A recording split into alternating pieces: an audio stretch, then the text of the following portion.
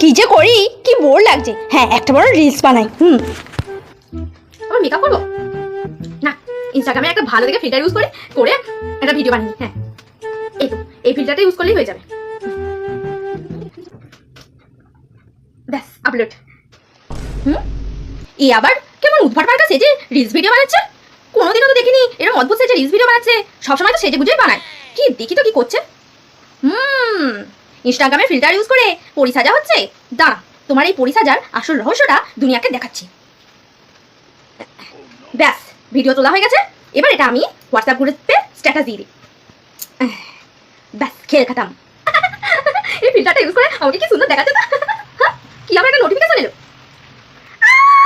এই family WhatsApp গ্রুপে আমার ভূতের মতো দেখতে ছবিটা কে দিল? বোন, তুই ছেড়েছিস? দিদি ভাই, তুই এত সুন্দর সেজে ভিডিও বানাচ্ছিস, আর বোন হয়ে আমার তো কিছু কর্তব্য থাকে বল। শেয়ারিং ইজ কেয়ারিং না দিদি ভাই?